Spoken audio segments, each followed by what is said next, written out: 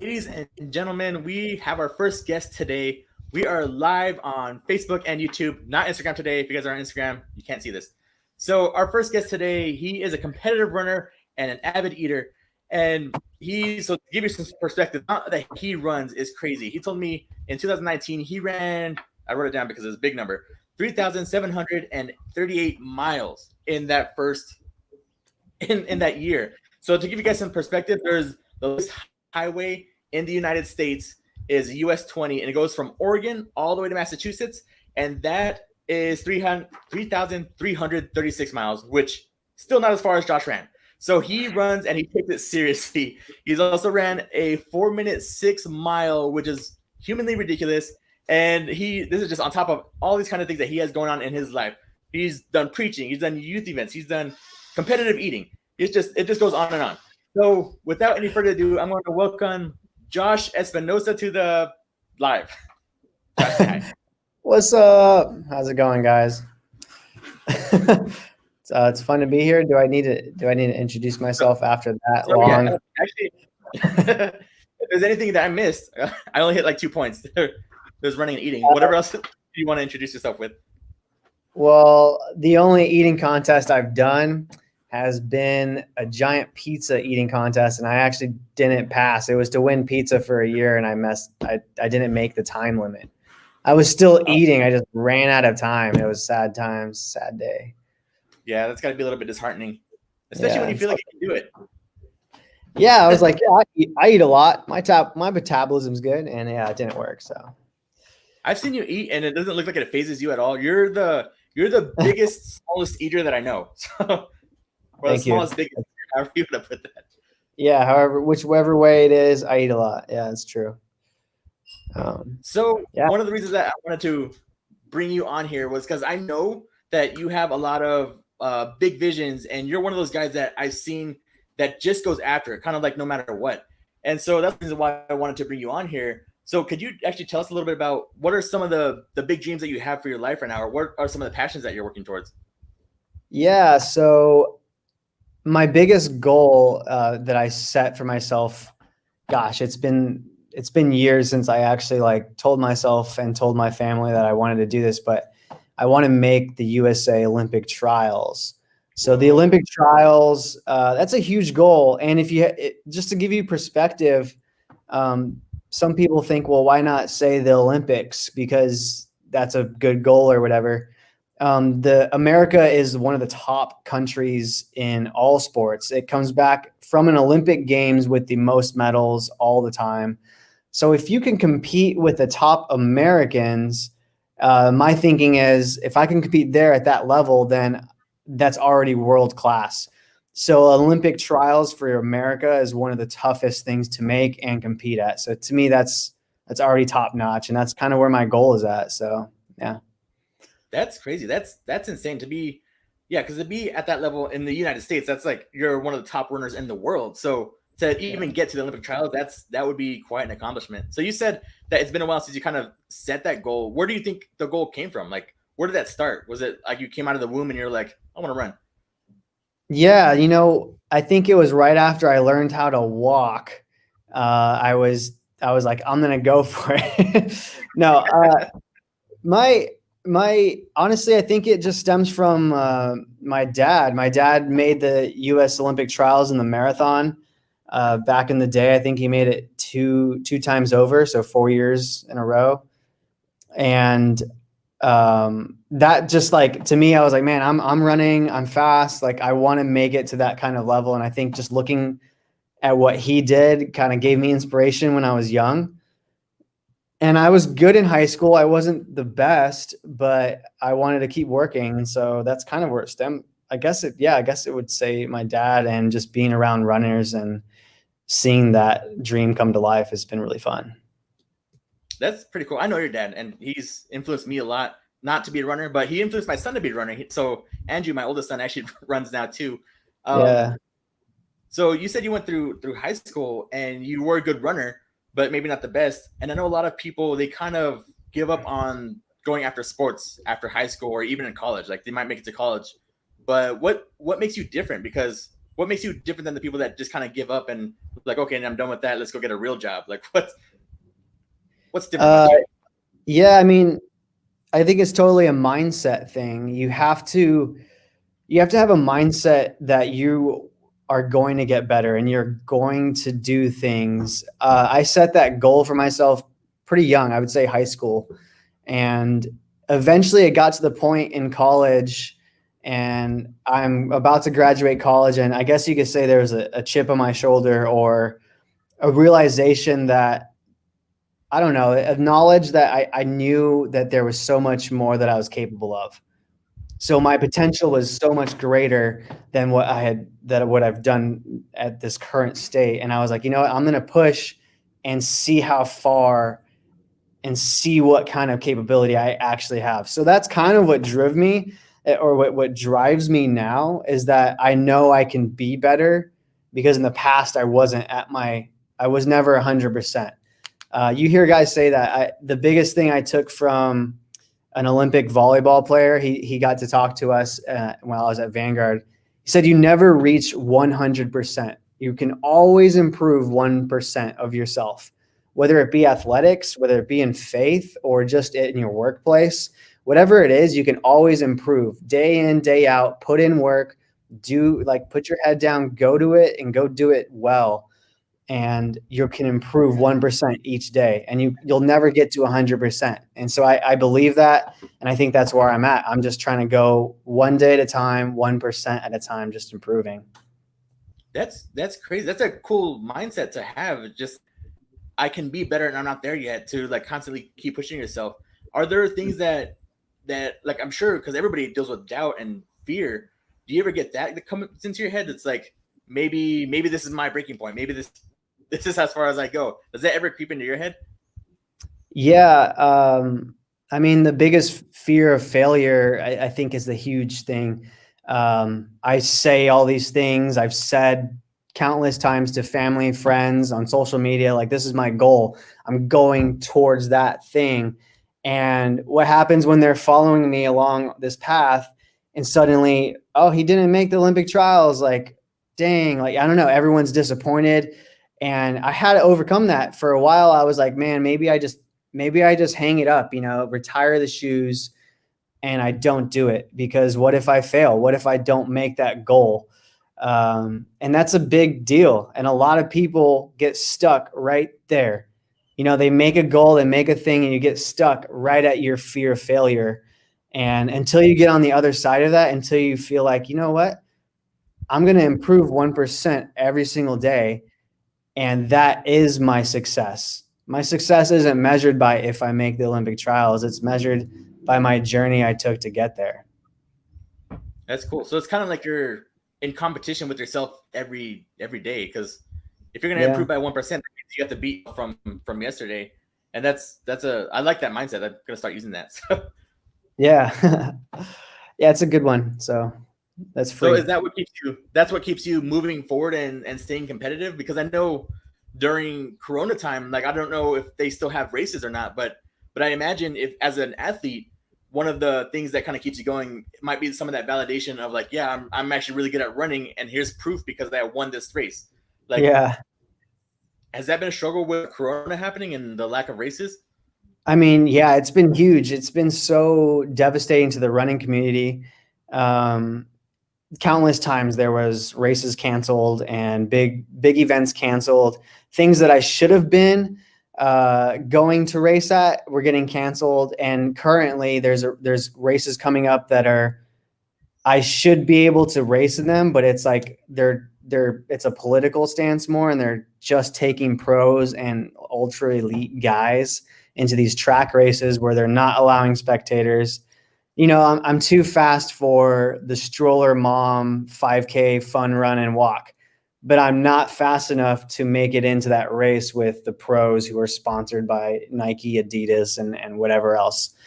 So that is a huge thing. Coronavirus is like such a mental barrier, and I had to fall back on, like, man, I might be a person who runs, but I'm not defined by what I do. And that's kind of what it is. Like, it came back to identity right there, because it's so hard when you get tripped out by not being able to do what you do. It's crazy.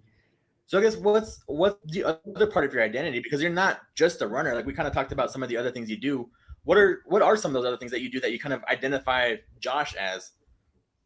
Yeah, so I'm a coach at a high school. I coach cross country and track and field, and I love it there. It's crazy. I didn't think I was going to love coaching as like when I'm this young. I mean, I still look like I'm a high schooler, and I love it. It's really, really fun. I'm also working at a church. I'm the youth pastor right now, and that's just been great. You know, I'm not defined by just a runner. I'm a musician. I'm a youth pastor. I get to pour into other people's lives, and overall, I know that God's got my back. You know, whatever happens, I'm identifying with Christ in that. So That's cool. That's actually one of the powerful things that me and you use all the time is like God already has the plan for us, and so it's like we just got to keep moving. And God will handle that stressful stuff that we can't. And so you saying that actually goes to one of the questions that somebody on our Facebook audience asked, Linda Espinoza. I don't know if you know her. She asked, "What is one thing you're trying to do to influence those around you?" Oh, okay. Honestly, right now with my high school kids, I feel like the influence I have on them, yes, I'm coaching them, but also still my work ethic. They see me, they follow me on Strava, which is like a running based social media, so they can see what I do. And it's like day in, day out, I'm posting miles and runs and workouts, and I'm coaching them through some of the same stuff I'm doing. So I feel like just my work ethic in general, or my ability to stay focused and keep going, even in this chaos. Like this week, there was fires all over Southern California. There was smoke everywhere. The air quality was terrible. I had to skip 2 days of running, and I went out last night because it cleared up around 8:30. And I went in and did a grinding workout of 400 meters, like repeats at 9 o'clock at night in the pitch darkness. And it's like, you know, like I wanted to do it. I need to do it. That's what it's going to take to improve. And for me, those kids are going to be influenced because they see that, and they see like, man, he's really dedicated to this. I want to be good. I want to improve. I want to do these things. And hopefully they take that. Hopefully they take it in a positive way. And hopefully they're like, oh man, he's too good. Like I'll never be that. And hopefully they use it for positive. So that's cool, because one of those things that I like about this Reject the Regular, why we wanted to have you, and same thing with you and your teammate, or not teammates, the people that you're coaching, is that they see you met the real Josh. You're not some celebrity. You're not Usain Bolt, who's some guy who's like think of him you separate yourself. They're like, oh man, he must be super special. Like, no, they've seen you, they see you laugh, they see you make jokes, and they see that, okay, yeah, he's just working. Like he's running twice a day. He's doing 400-meter sprints back and forth in the middle of the night. So there's a reason why he's doing that. It's not just they don't just see the glory. They see like the struggle behind it. Yeah. Yeah. I mean, I feel like they actually see how tired I really am. You know, it's like, oh yeah, coach, like that's coach. He's just really mellow and tired. It's like, yeah, I just eat and run too much. Like that's it. But you know, yeah, no, that's really cool. We have another question on here. It says, if I give you 100-foot, all right, so it says, are you still able to race against Grandpa? He said he'll give you 100 feet head start. I think you might need 200 feet now, Grandpa. So. All right. So one of the things that I know stops me. So I don't exercise as much as you, not even close. But one of the things that goes through my head when I exercise is the pain, or like the uncomfort feeling that you get when you're exercising, or when, in your case, when you're sprinting. And so what do you tell yourself when you get to that point? Because a lot of these times you're on your own. Like you're just out there running on your own, training with yourself, or even with friends. But like there's that point where it's like, I could just go home now and just go take a bath, eat pizza, and watch Netflix. But it's something that stops you, like, okay, I'm gonna push past this. What do you tell yourself when you start getting through that like uncomfortable feeling in your body? I mean, that's the whole thing of running and sports in general. You have to get comfortable being uncomfortable. And I mean, yeah, that's just like something you push. That's why you practice workouts like 400 repeats and mile repeats and tempo runs that are longer than you would ever want to do tempo runs at. And you do marathon workouts and you're like, oh man, you get uncomfortable and you get to that point and then you stay there for as long as possible.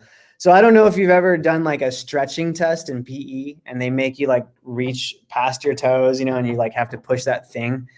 The best way to get comfortable in stretching is like you go to that place, you're stretching, and then you stop and you wait there for a little bit. You bring it back and then you try it again, and you'll probably be able to get further. But you have to sit in that little bit of uncomfortability.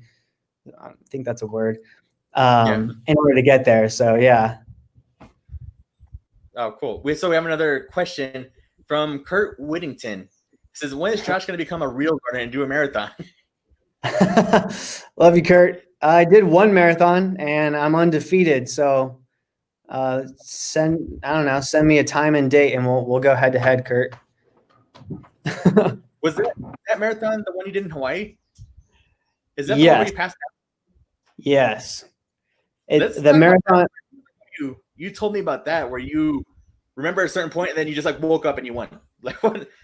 Yeah, it was nuts. I mean, that marathon it was in Hawaii and it sounds like it'd be tropical and really gorgeous, but it was lava rock and it was 85% humidity and it was 85 degrees and I was alone by mile 2. So I was completely alone. It's like an out and back times 3 and windy, hilly, just the worst. I didn't prep correctly as far as nutrition goes. I didn't have I wasn't taking anything. So I would occasionally grab a water and I would, instead of like drinking it, I dumped it on my head. So I was rounding like mile 22, I think. And I was following this white line on the street. And, the white lines on the street, they don't move or multiply. But my white line was moving and multiplying. There was like 2 white lines. I was like, okay, I'm just going to keep following one of these. And then there was the white line, it looked like it was going straight. And then the next thing I know, I'm opening my eyes to bags of ice all over my body. And I'm like, what in the world happened? Like, where am I? I didn't finish the race. Like this is terrible. I ran all of that way so fast and I didn't even finish the race. And so at first I was mad and I was like, hey, what happened? Like who? And they're like, oh, you won. Like you finished the race. I was like, what? I don't remember miles 23 through 26. So that was my marathon story. It's crazy. I got taken out in an ambulance and the prize money didn't pay for that ambulance ride. I'll tell you that much. Oh, that's insane. That isn't tropical paradise. That sounds like one of those bad vacation stories. It was terrible. Yeah, it was bad. Yeah. So you mentioned nutrition, and as much as I've known you, like you've eaten everything. Like I've seen you down like a rack of ribs or like a half a pizza or like 18 tacos. But like, do you have to change your nutrition now that you're, I guess, trying to be more serious about your running, or is it still like just calories in and you just expend them fast enough that it's good? For the longest time, I was just eating whatever I could. Part of that I feel like is a financial thing where I was like, yeah, Del Taco Tuesday nights, they got the deal. I'm going there and I'm feasting. But just recently, like within the last month or so, I got a gym. I'm going to a gym. I have a trainer and he's been just making me aware of what I'm doing nutritional wise. I mean, it's just, your body is a fuel tank. And if you put better foods in, you're going to get better results out. And that's the concept I'm starting to learn and be aware of. So that's still very new. I wouldn't say I have really good knowledge of that because I still am just a carnivore. I just eat things like. Do you feel different now that you kind of put the good fuel in? I mean, yeah, yesterday, like I was doing great yesterday. I had super good sandwiches and like avocado and like healthy fats and stuff. But then after that late night workout, I went and got a Jack in the Box meal because I'm like, yeah, this is this is it. Like this is the one I'm gonna do. So yeah, it's just I think balancing it is the key, and I'm not really there yet. I guess you're getting there. Yeah. So we got Alex Army asked a question. He says, "What is your proudest / greatest moment during your career?" Proudest and greatest moment. Wow. Um, my running career, that's tough. There's been a few races that I've won that have been really, really fun. But I think honestly, one of my proudest moments was actually last year at Portland Track Festival. Portland Track Festival has a distance carnival. I'm racing the steeplechase there, and there's this dude I used to race in junior college, Josh Thompson, and he's this awesome fast runner. And I used to beat him in junior college back in Arizona, and we would race head to head every race. He beat me a couple cross country races, but when it came to track, 1500s, 5Ks, and especially steeple, he couldn't touch me. I would outkick him like every time. And we get to that race, and now, like so many years later, he's a boss. He's broken 4 minutes in the mile. He's ran 8:34 in the steeple. He's leaps and bounds above what I've done. So he gets to the starting line and he goes, "Bro, like it's my time to get redemption." And like he's this known guy. He's on Bowerman Track Club, which is a Nike sponsored track club. It's a big deal. And he's talking to me, which in the running community, I'm just a little guy. I'm just a sub elite runner. And that was like a proud moment because I'm like, man, like, who you affect. And I was never mean to this guy. We were always super close. And that's what's really cool about the running community. We get to talk smack and we get to go head to head and do things, but ultimately you make some really good friendships and relationships doing what we do. And it's really, really cool. So that was probably one of my proudest moments, for sure. That's cool. That sounds cool. Like it's cool that you get to meet people and stay connected with them even like throughout like your career, like not just in Arizona on the cross country team, but just like you're meeting him in Oregon. Like that's cool. So that actually brings me to one of my next points that I wanted to bring up was so I know you lived here in Arizona. I'm in Arizona right now, and you lived here in Arizona, and so, but I know you made the decision to kind of you have like there's a family structure and support system here, but you kind of made the decision to go to California to kind of be more community. Talk a little bit about that, like what the thought process and like goods and bads from that. Man, that's a big topic. I feel like that goes into taking risks. And I don't know, you hear the quote, okay, here's something that I thought of. You hear the quote, life is like, or what's the quote about? It's not about the destination. There we go. It's about the journey. And I was thinking about that quote because it's so cheesy and so cliche. And I was thinking about like, what if life was really like a journey? Like you're stuck in traffic, because that is half the battle out here moving to the state is traffic, and it's just everywhere. And so, you get in your lane and picture, you're on the 101 over in Arizona or the 55 out here in California, and you're in your far left lane. You're just like zoning out. You're in your lane. There's a lot of cars, some semis, some trucks, some trailers, whatever it is.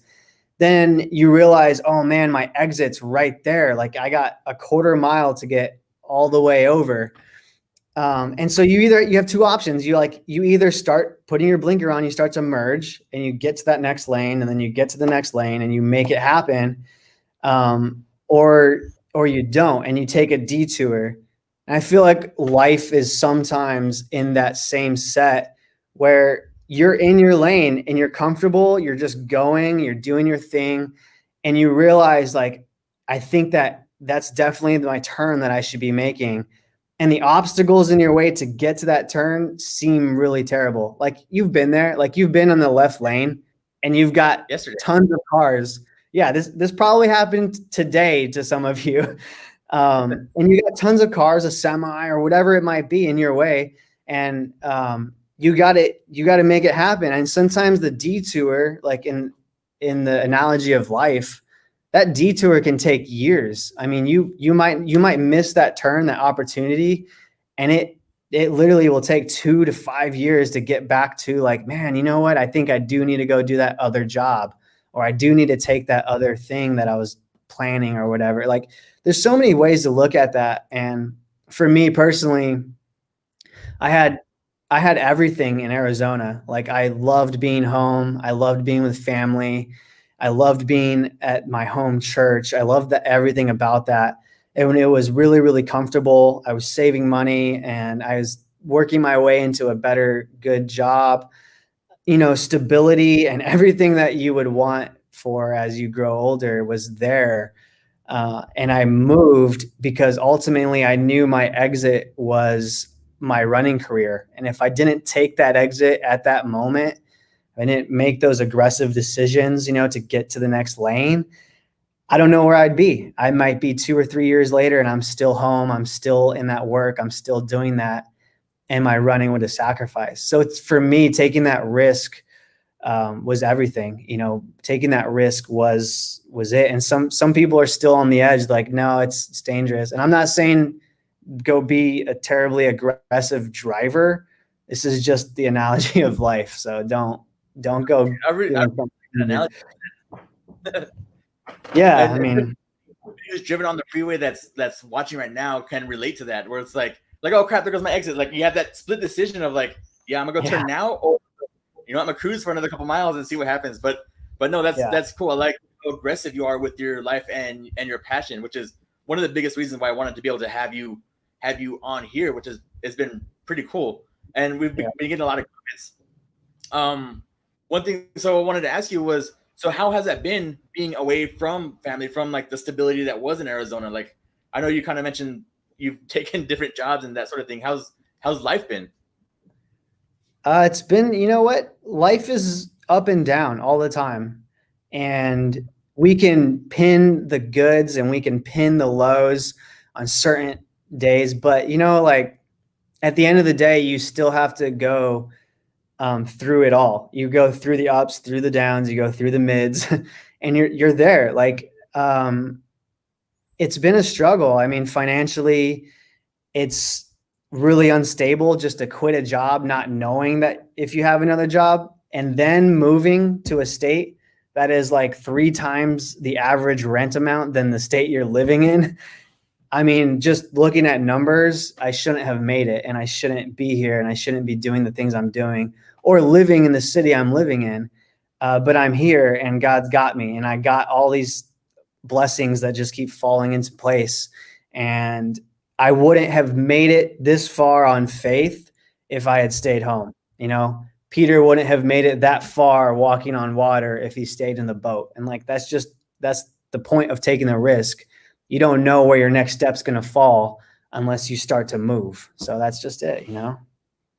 Yeah, that's really cool. That's super inspiring. And I hope that everybody listening kind of can take that away from it, where I know there's a lot of people that already know you and they've kind of seen who you are, but I don't know if they've got to know this thought process that's in your head already and kind of guiding your life. So thank you for sharing with me and us and the whole audience that's listening. We do have a few comments on there, and I know we won't be able to get to all of the questions, but there's somebody says, "Who's your favorite worship drummer?" Easily Mikey Barra, hands down. Next question. So yeah, we'll question these real quick. Candy asks, Are you still on track to achieve your goal of trying out for the Olympics, even though Corona has delayed or has correlated for you?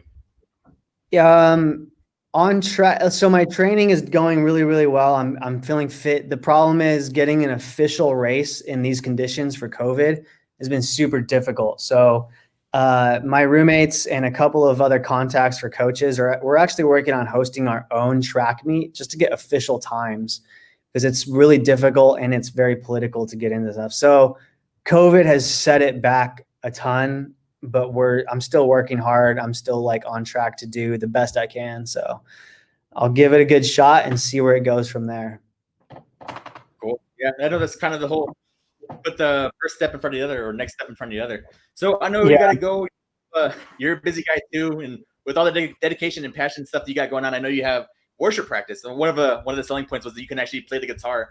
But do you know how many instruments you can actually play? Do I know how many? Yeah. Do I know how many currently, or like how many in my future days? Because I feel like I can learn stuff, you know. What do you feel like? Bass. I think I play I play I could play bass if I need to, guitar, that's electric and acoustic, and drums and piano. So, Wow. yeah. So, ladies and gentlemen, Josh is a man of many talents and one big passion. And Josh, I just want to say thank you for joining us, taking some time out of your day. This has actually been really fun. Hope we get to get you back on. People can follow you. Where do you want people to go if they want to kind of see more of you, see your journey and go through? Specifically, Instagram is going to be more of my running stuff. So El Jefe Runner. Okay. Cool. Yeah. Let me see if I can get that. Oh, there it is. Cool. So go ahead and follow Josh on Instagram. Follow us at Reject the Regular. Me and Jen, we do lives every Tuesday and Thursday and Wednesday and Saturday. We do lives all the time. But go follow us and share this if you guys were inspired at all. Share it with people that you need the inspiration, or that maybe have ambitions of running or following their passion and they're hesitating. And so again, Josh, I just want to thank you, and we'll see you next time. Is there any last words that you want to say to the people before you go? That's all, my man. Thank you so much for having me, and we'll see you next time. See you soon. Cool. Thank you, Josh. Thank you.